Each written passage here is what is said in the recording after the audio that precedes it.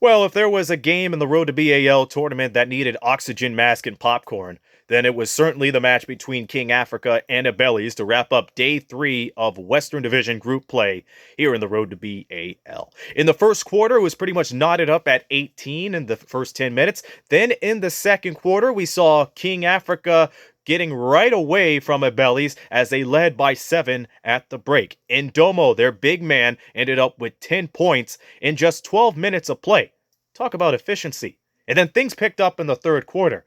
If you want efficiency, if you want tenacity, if you want grittiness, well, you should have tuned into the third quarter because we saw a tangle up, which led to a jump ball situation and a little bit of some physicality afterwards, a little bit of some elbows, but the officials were able to step in and give offsetting technical fouls to both teams, and that's where the momentum picked up for both of these squads. For Abeilles, they were led by Kurt Curry Wegscheider, who was able to lead into some great fast break opportunities. He connected on back-to-back layups, by the way, and was the catalyst for the offensive end for Abeilles. For King Africa, they were trying to rely on great players like JC Sikumawacho. He was able to drain some 3 balls and get on some extra passes as well. At the end of 3, King Africa was up by 7. Then in the fourth quarter, well, tempers flare, and you have to expect that when a game is mighty close, don't you think? King Africa was up by as much as 16 and saw that lead disappear with the Abeilles pulling right back. Great mid-range play, great extra passes, and Wegscheider just took over as he would for his team.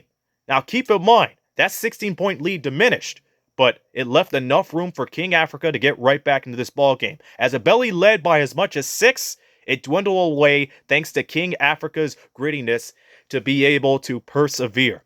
There were a handful of technical fouls given out, but they were able to break through from all of that. And Ndomo, their big man, he was kept to less than 10 points in the second half.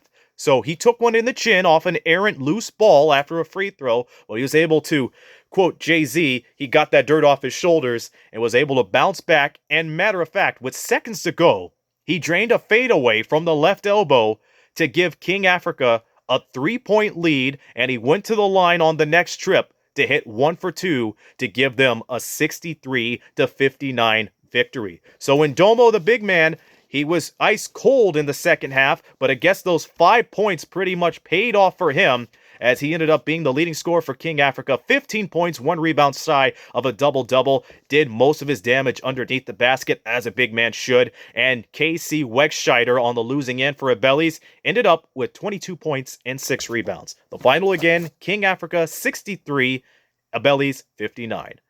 I'm Aaron Sanders, International Ball TV.